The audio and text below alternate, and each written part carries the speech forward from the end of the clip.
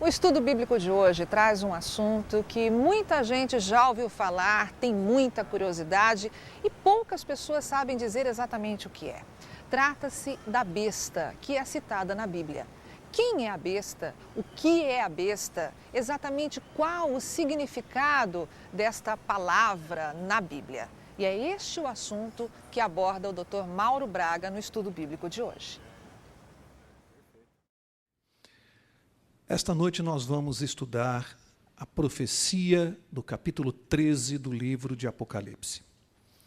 E ela me faz lembrar a história de uma moça, uma história verídica, de uma garota que acabou fugindo de casa na adolescência por causa de drogas. Fugiu, acabou caindo na prostituição para poder manter este vício. Durante muitos anos vendeu o corpo para pagar as drogas. E quando estava com a vida toda destruída aí nas calçadas da madrugada, e às vezes acontece isso, às vezes nós precisamos chegar no fundo do poço para nos lembrarmos de que existe Deus. E essa moça, quando chegou no fim do poço, quando não tinha mais nada, não tinha mais para onde ir, ela buscou a Deus e encontrou. Acabou conhecendo o nosso Salvador, teve a sua vida transformada, foi batizada, e ao aproximar-se a data do Natal, ela viajou 1.500 quilômetros até a sua cidade natal e queria dar uma notícia muito importante aos pais. Queria comunicar que havia deixado aquela vida, conseguido abandonar as drogas, e viajou com toda aquela esperança no coração. Mas quando chegou na casa dos pais e começou a contar da sua conversão e do seu batismo, qual não foi a surpresa dela quando ouviu de sua mãe, muito irritada, dizendo: "Você começou a usar drogas, nos causou muita vergonha aqui na nossa cidade, e agora você me volta para dizer que você traiu a religião dos seus pais." E a mãe disse: "Olha, minha filha, eu preferia ver você drogada e prostituída do que crente." E essa moça, da primeira vez, ela acabou saindo de casa fugindo, mas dessa vez ela foi expulsa. E o que isso tem a ver com Apocalipse 13? Tem tudo a ver, porque nós vamos, no estudo desta noite, vamos constatar que na profecia deste capítulo, ela fala, o centro da profecia tem por tema intolerância religiosa. É disso que nós vamos falar essa noite, de intolerância religiosa. Eu quero convidá-los a abrirem suas Bíblias no livro de Apocalipse, capítulo 13, e nós vamos ler aqui do verso 1 ao verso 8, e eu gostaria de convidá-los a acompanharem esta leitura comigo.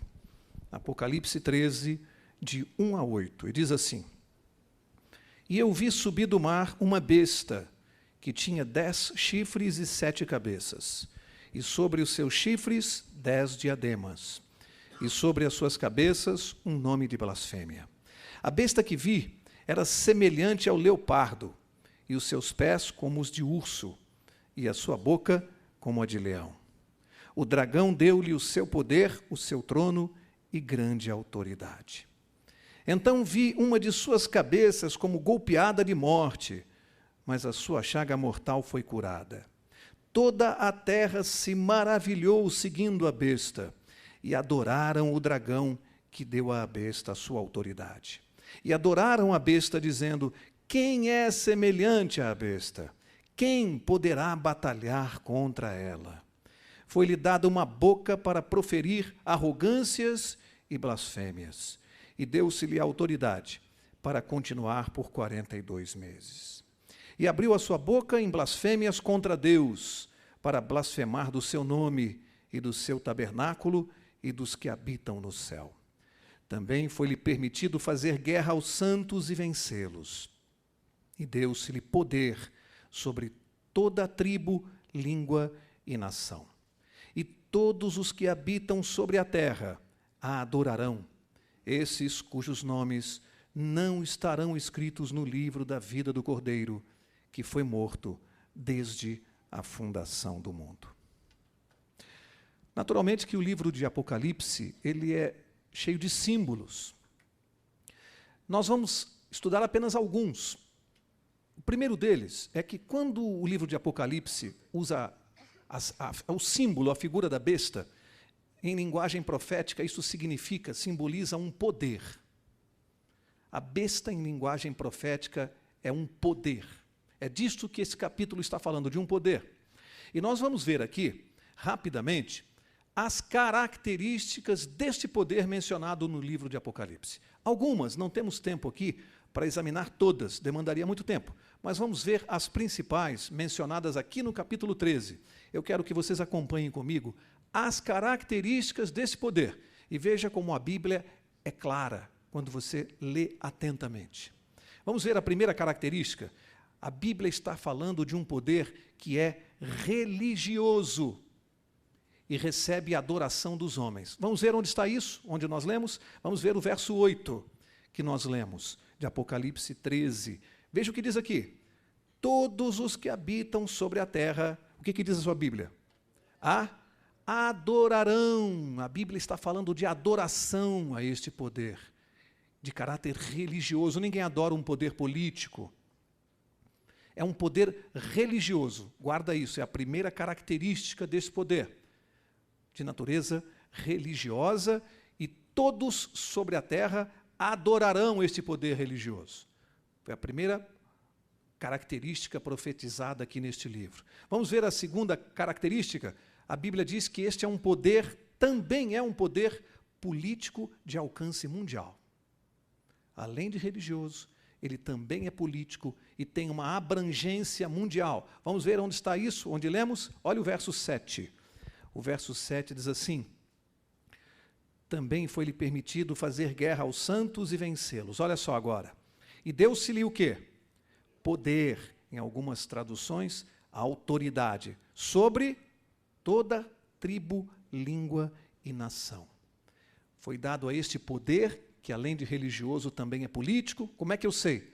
Porque ele tem autoridade sobre todos os povos. Além de ser religioso, ele também é político e tem um alcance mundial. Esta é a segunda característica mencionada aqui no livro de Apocalipse. Vamos ver a terceira característica desse poder? Diz que num determinado momento da história, ele perdeu o seu poder, mas depois acabou recuperando. Vamos ver onde está isso? Olha só o verso 3.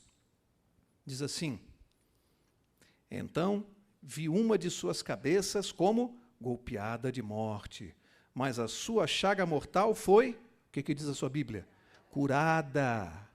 Num determinado momento da história, este poder acabou tendo as suas forças diminuídas, mas diz a Bíblia que essa chaga mortal foi curada, ele readquiriu toda a sua força, todo o seu respeito, a sua admiração mundial.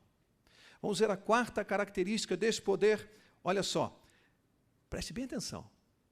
Nenhum estadista ou líder mundial ousa entrar em atrito contra este poder. Quer ver? Onde está? Vamos ver lá. Olha só, o final do verso 3 diz assim: toda a terra se maravilhou seguindo a besta. Preste atenção agora. E adoraram o dragão, que deu à besta a sua autoridade. E adoraram a besta, dizendo: quem é semelhante à besta? Quem poderá batalhar contra ela? Quem terá capacidade de enfrentá-la? Quem teria capacidade ou ousadia de enfrentar este poder? Vamos recapitular até agora? Primeira característica: poder de natureza religiosa. Segunda, além de ser um poder religioso, ele é também político de alcance mundial. Terceira característica, terceira dica que a Bíblia está dando para nós: este poder, durante um determinado momento da história, ele foi enfraquecido, mas retomou a sua força, a sua chaga foi curada e ele voltou a obter toda a admiração do mundo. Outra característica: ninguém sobre a terra é capaz de enfrentá-lo. Tamanha força que ele tem. Vamos ver a quinta característica? E agora, preste atenção. Porque diz que este poder religioso, ele profere blasfêmias contra Deus. Um poder religioso. Vamos ver onde está isso? Olha o verso 5. E o verso 5 diz: foi-lhe dada uma boca para proferir o que diz aí? Arrogâncias e blasfêmias. E você pode imaginar um poder de natureza religiosa que influencia todo mundo proferindo blasfêmias contra Deus? É sério isso que a Bíblia está dizendo aqui? Que ela está profetizando? E vamos ver aqui a última característica que está neste livro. Existem outras, mas não temos tempo. Vamos ver a sexta característica muito forte, muito marcante neste livro de Apocalipse, capítulo 13. Veja o verso 7, e diz assim: também foi-lhe permitido fazer o quê? Guerra aos santos e vencê-los. Sabe o que a Bíblia está dizendo? A Bíblia está dizendo que este poder persegue o povo de Deus. Você poderá estar se perguntando, como assim? Um poder religioso perseguindo o povo de Deus? Não sou eu quem o diz, é a palavra de Deus.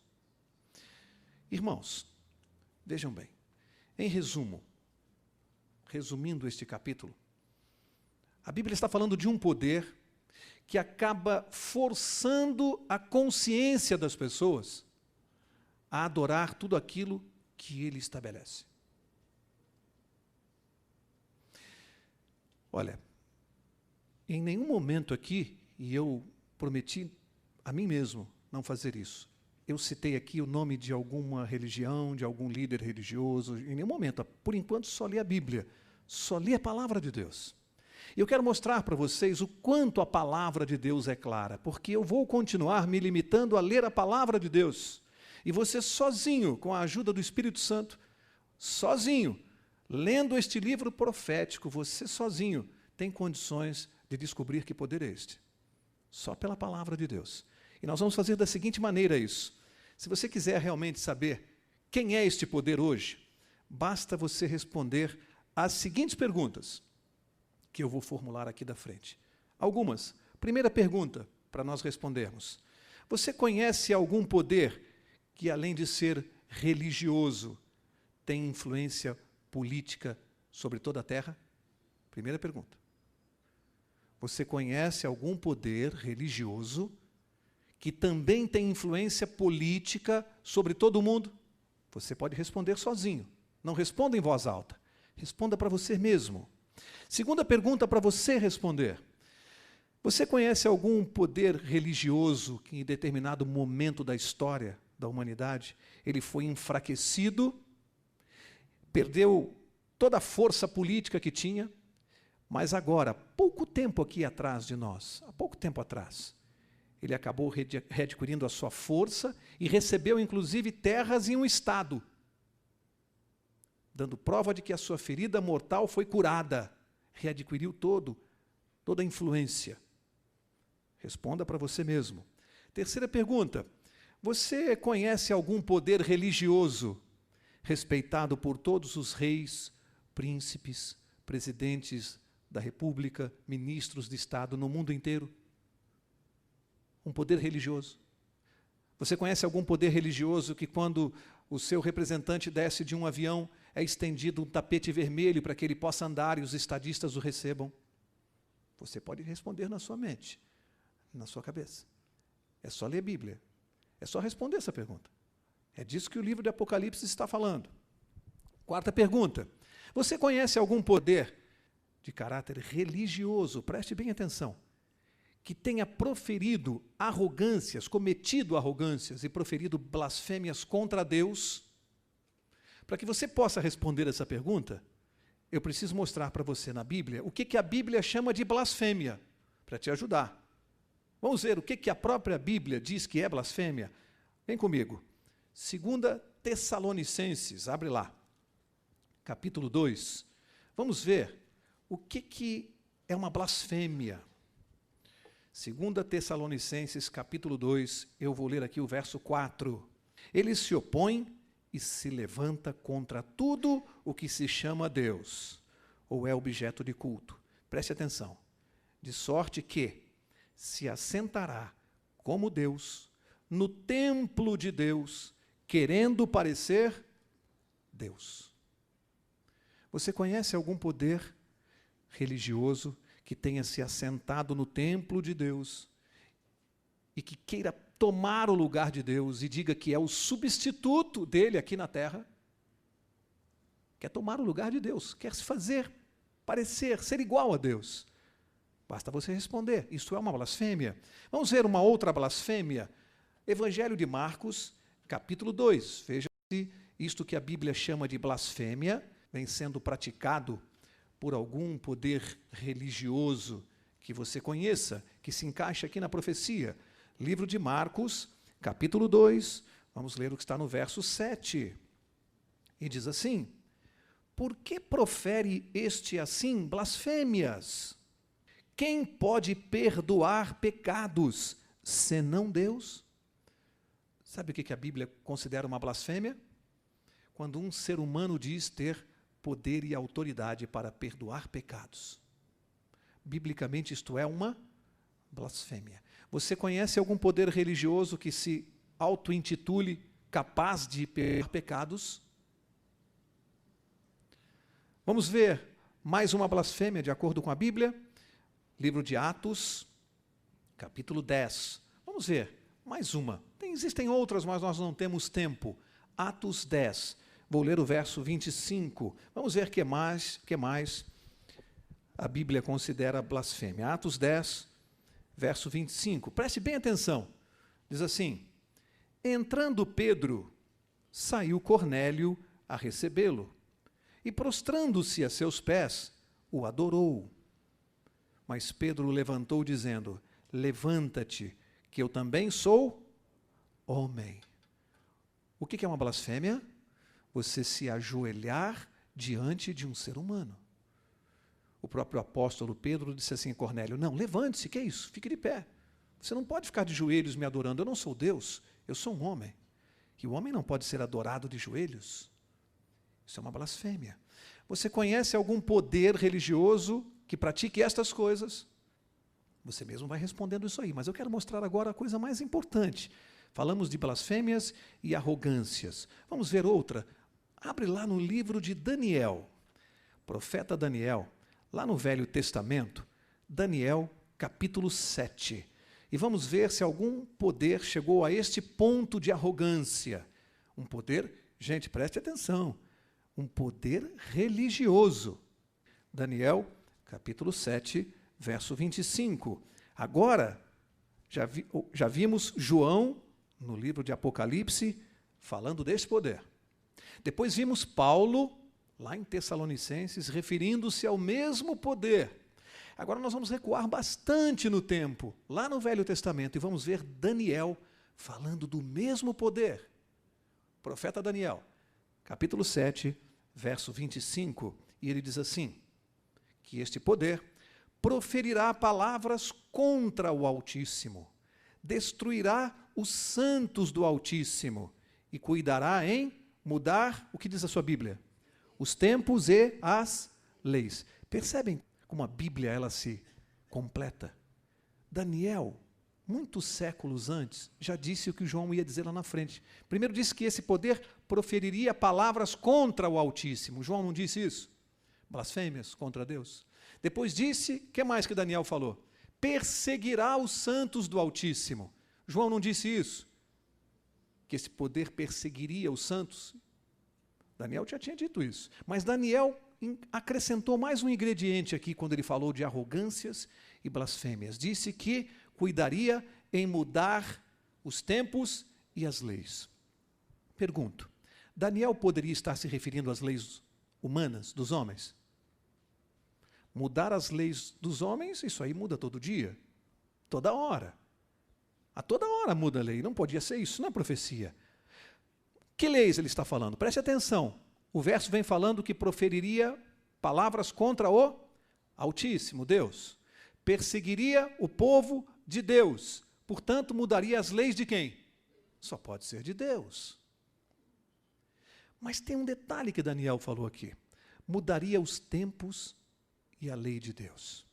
Que coisa impressionante. Você conhece, dentre os 10 mandamentos da lei de Deus, que estão revelados lá em Êxodo 20, você conhece algum dos 10 mandamentos que trate sobre tempo? Alguém saberia me dizer qual é o mandamento que fala de tempo? Somente o quarto, que fala do sábado. Pergunto, você conhece algum poder religioso que, além de todas as características que nós já vimos aqui, todas, não é uma característica isolada, são todas. Você conhece algum poder religioso que tenha mudado este mandamento? Você tem condições de responder isso sozinho na sua casa. Se você chegar em casa, pegar a palavra de Deus e ler a lei de Deus, revelada no capítulo 20 do livro de Êxodo, a lei de Deus como foi escrita, e você pegar a lei de Deus do jeito que ela é mostrada ao mundo hoje, você vai ver que a mudança foi feita, que mudou o mandamento do sábado para o domingo. Mas a pergunta é, que poder fez esta mudança? Que saibamos, um único poder na terra fez isso. E admite isso, claramente. Mais do que isto, este poder diz que esta mudança é uma prova da sua autoridade. Ele admite isto.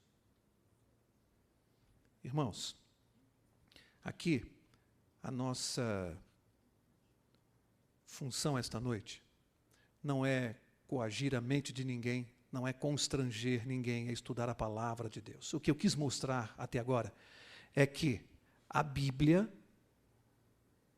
ela mesma, sozinha, e você, ao lê-la e respondendo essas indagações, você sozinho sabe quem é este poder. Somente pelas características bíblicas. Não há necessidade, em nenhum momento aqui nós mencionamos ou citamos, mas eu consigo ouvir daqui o pensamento de cada um de vocês.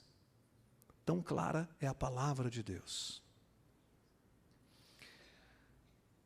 Você conhece algum poder político e também religioso que se enquadra em todas as características que nós lemos até agora, que tenha feito tudo isso, que eu não vou repetir aqui, e que num determinado tempo da história tenha perseguido o povo de Deus?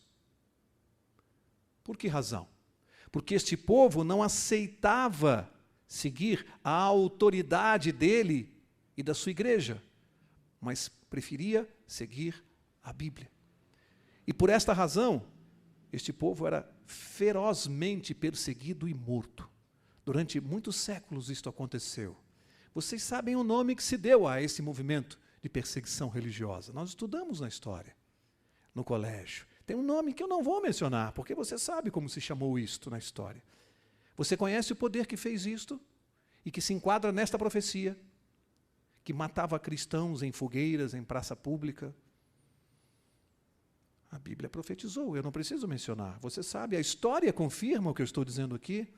Você é suficientemente inteligente para sozinho e com a palavra de Deus e a influência do Espírito Santo saber exatamente de quem se trata. Só você e Deus. A nossa função aqui, como instrutores bíblicos, é apenas mostrar para você. Olha, vamos voltar para Apocalipse capítulo 13, que eu quero ler aqui a última referência do livro de Apocalipse no capítulo 13 a respeito desse poder. Apocalipse capítulo 13. Vamos ver aqui uma referência muito conhecida. Apocalipse 13, verso 18. E diz assim: aqui há sabedoria. Olha, quando a palavra de Deus diz isso, significa assim, ó, preste atenção. Aqui há sabedoria, aqui é para pensar. Raciocine, pense. Os jovens dizem assim, fica ligado. É isso aqui. Pense. Olha o que a Bíblia vai dizer. Aquele que tem entendimento, calcule o número da besta deste poder, pois é o número de um homem. E aqui diz, o seu número é 666, o famoso 666. Olha, irmãos, eu já ouvi muitas interpretações sobre este número vinculado a pessoas, mas eu confesso aos irmãos que eu prefiro da maneira como vou dizer a vocês. Para entender isso aqui é preciso entender um pouquinho, conhecer um pouquinho de numerologia bíblica. Não esse ocultismo que nós vemos aí fora, não, o significado dos números na Bíblia. E você não vai ter dificuldade ao constatar na Bíblia que o número 7 está diretamente ligado à perfeição de Deus. Ele foi citado 329 vezes na Bíblia, o número 7. Todas elas ligadas a atos de Deus, a sua misericórdia. Exemplo, Deus pediu que guardássemos o 7º dia. O número 7 vem sempre ligado à perfeição, a um ato perfeito de Deus. Em contrapartida, todas as vezes que você encontra o número 6, ele está ligado a um ato humano, da imperfeição do homem. Não é à toa que Deus disse ao homem que ele trabalharia 6 dias. Não é à toa que Deus criou o homem no 6º dia. Esse número vem ligado à imperfeição do homem, mencionado 92 vezes na Bíblia. E olha, que coisa impressionante. Porque o que a Bíblia diz é que este poder, que é humano e não é divino, embora queira se fazer passar por Deus, embora se atribua um caráter divino, ele não o tem. Embora se atribua prerrogativas divinas, ele não as tem. É um poder que se esforça demais, ele tenta ser Deus, ele quer se parecer com Deus, como disse Paulo. Ele se assenta no templo de Deus. Vocês percebem o esforço? É o 6, é o 6, é o 6, é o meia, meia, meia, mas ele não consegue ser 7.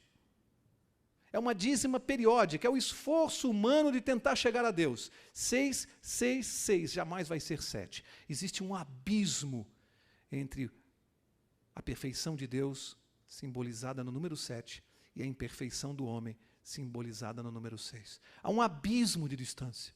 E esse poder se esforça, tenta, mas não consegue. Por isso ele é meia, meia, meia e não sai disso.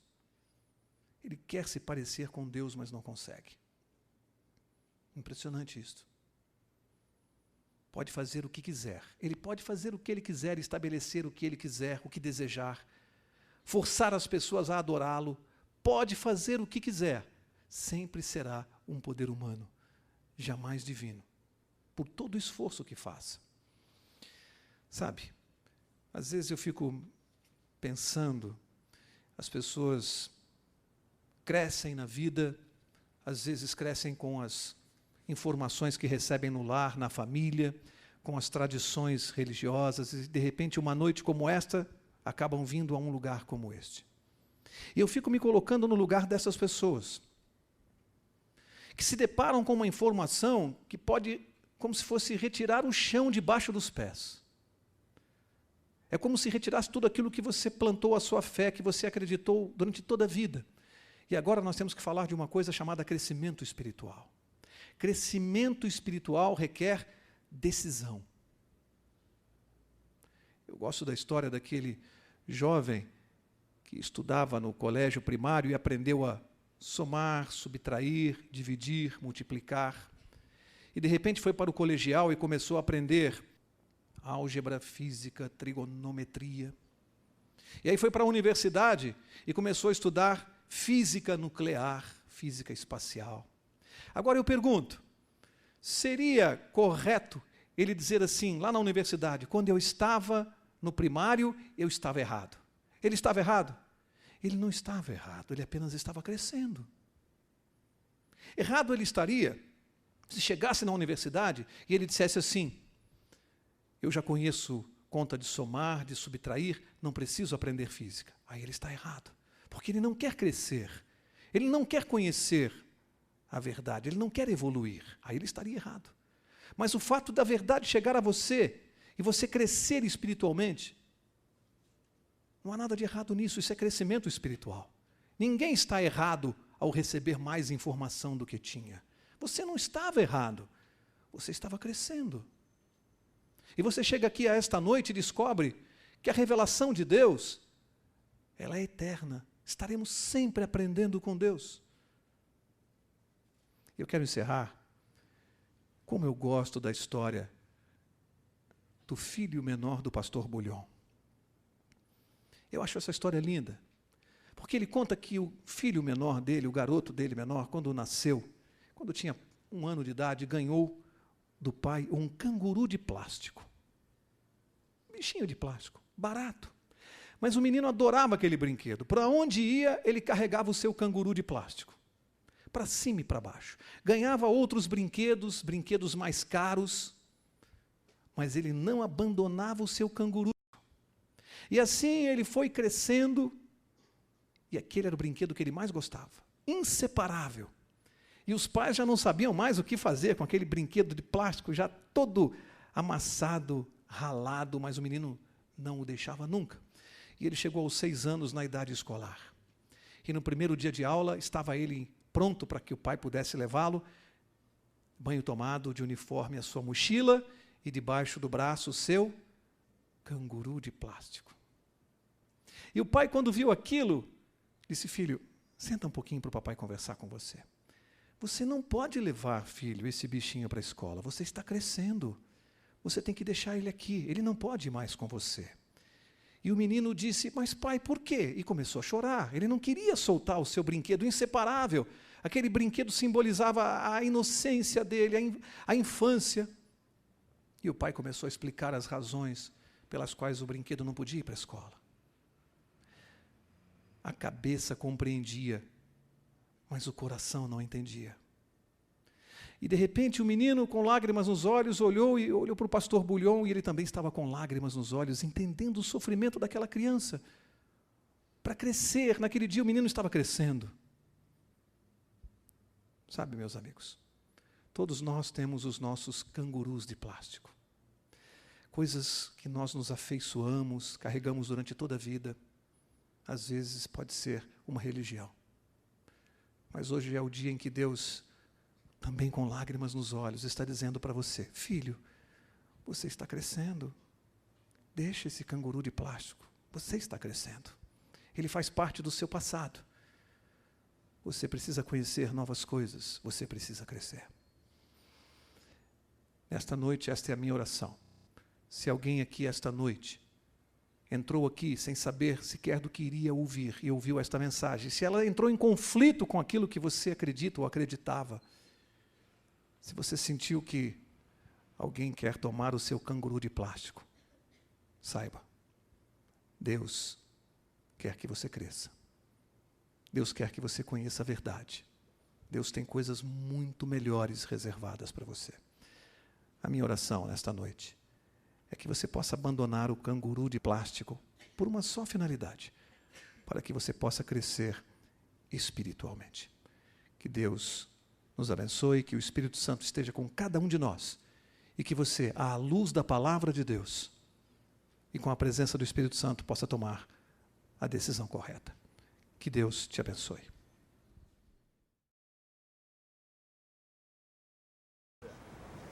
A Bíblia traz assuntos interessantíssimos que dizem respeito ao nosso cotidiano, à nossa vida. E se você tem alguma dúvida, restou alguma dúvida sobre o assunto tratado nesta aula, entre em contato através do e-mail que aparece na sua tela. Até a próxima!